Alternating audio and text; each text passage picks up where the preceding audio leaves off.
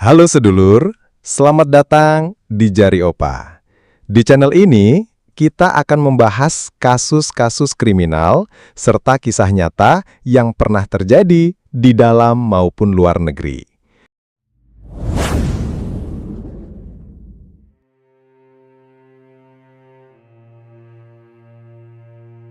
Perempuan cantik ini bernama Dwi Farika Lestari. Dia lahir di Subang pada 23 April 1997 dan dia merupakan anak kedua dari 5 bersaudara. Saat itu wanita muda ini masih berusia 24 tahun. Dia berasal dari Dusun Karanganyar, Desa Kebondanas, Kecamatan Pusaka Jaya, Kabupaten Subang, Jawa Barat. Dwi ini dikenal sebagai seorang gadis yang baik dan juga ramah kepada siapapun. Bisa dibilang Dwi bahkan tak pernah terlihat punya masalah dengan orang lain. Sikapnya yang ramah, sopan, dan mudah bergaul itu membuat dia sangat mudah untuk disenangi banyak orang di lingkungannya.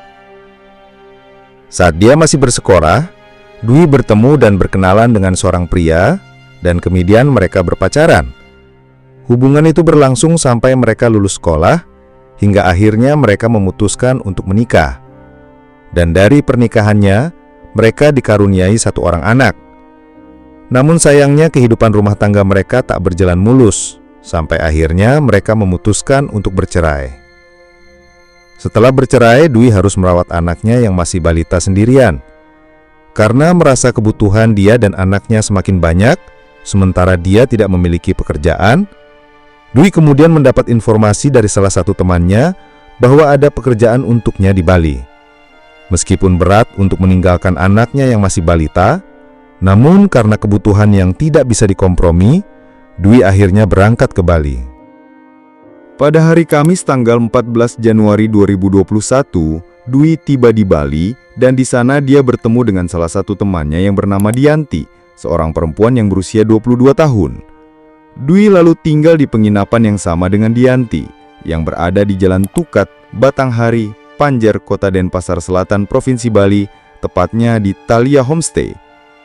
Namun yang tidak diketahui oleh keluarga serta orang lain adalah ternyata dia bekerja sebagai penyedia jasa layanan kencan online di sebuah aplikasi.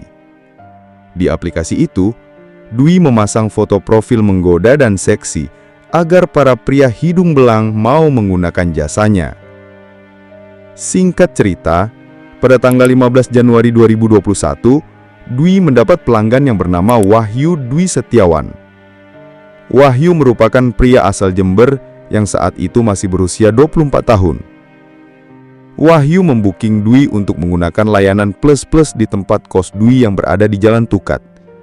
Wahyu diketahui berhasil melakukan transaksi dengan Dwi untuk melakukan hubungan badan dengan tarif Rp700.000 setelah sebelumnya terjadi tawar-menawar di antara keduanya. Setelah keduanya deal, Dwi kemudian menyuruh Wahyu untuk datang keesokan harinya pada tanggal 16 Januari 2021.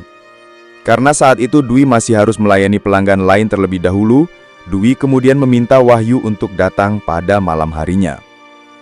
Kemudian sekitar pukul 2 dini hari, Dwi sempat mengunjungi Dianti yang sedang berada di kamarnya untuk makan malam bersama.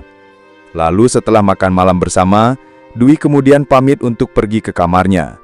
Dia berkata pada Dianti bahwa akan ada pelanggan yang datang untuk menyewa jasanya.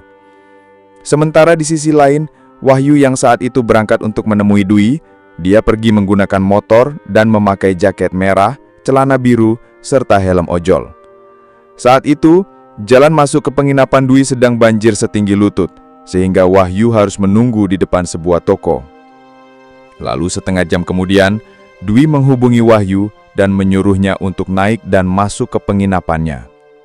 Wahyu kemudian langsung bergegas dengan berjalan kaki untuk naik ke penginapan Dwi yang berada di lantai 2. Sesampainya di depan pintu kamar Dwi, Wahyu langsung masuk dan mereka kemudian melakukan adu gabrut.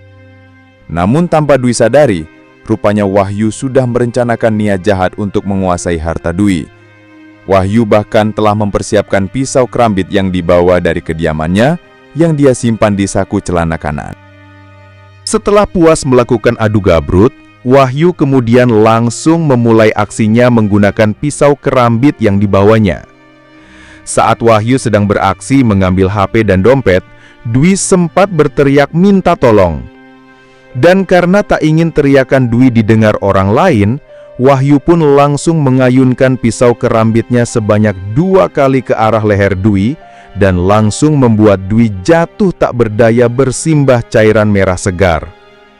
Melihat Dwi yang sudah tidak berdaya, Wahyu kemudian langsung mengambil HP dan dompet milik Dwi tadi. Setelah itu dia langsung bergegas keluar kamar Dwi melalui pintu balkon belakang sambil membuang pisau kerambitnya ke pot tanaman.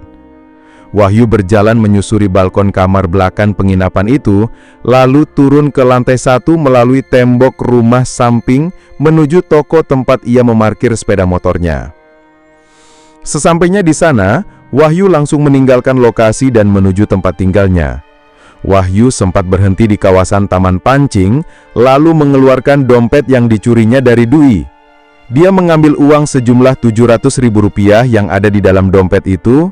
Setelahnya, dia membuang dompet itu ke sungai, lalu melanjutkan perjalanan pulangnya menuju tempat tinggalnya di daerah Denpasar Selatan. Sementara di sisi lain, sekitar pukul 01.40 dini hari, saat itu Dianti yang belum tidur sempat mendengar suara teriakan dan berisik suara kaki dari kamar Dwi Farika yang kebetulan berada di sebelah kamarnya Dianti. Dianti khawatir karena merasa ada sesuatu yang tidak beres. Dianti kemudian mencoba menghubungi Dwi melalui pesan singkat, tapi tidak ada balasan. Dianti juga beberapa kali mencoba menelepon, namun tidak diangkat.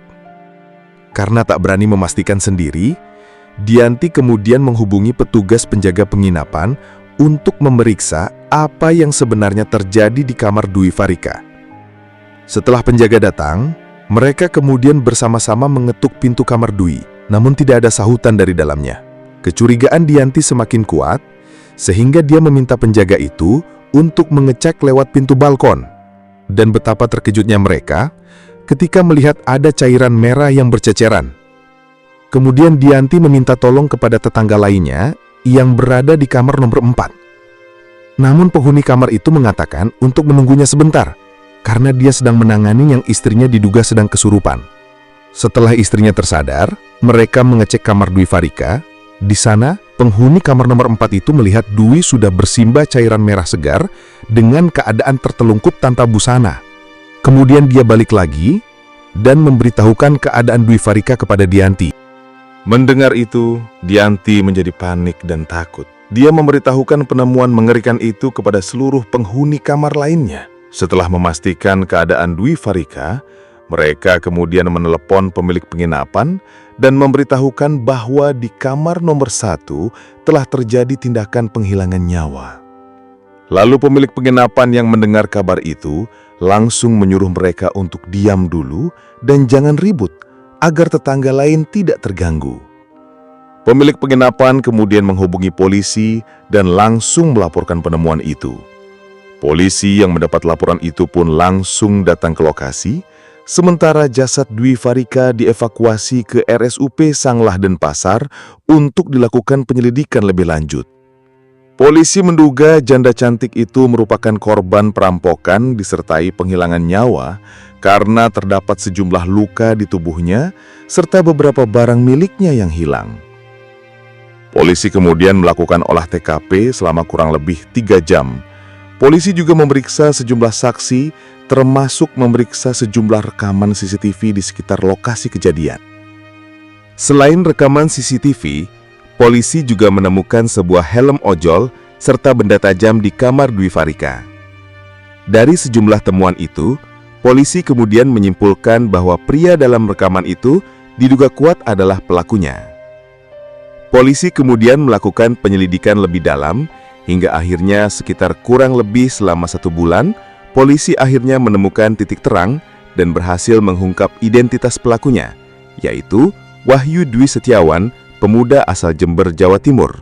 Sebelumnya, polisi sempat mengetahui keberadaan Wahyu di tempat tinggalnya di Denpasar Selatan, namun belum sempat polisi melakukan penggerbekan.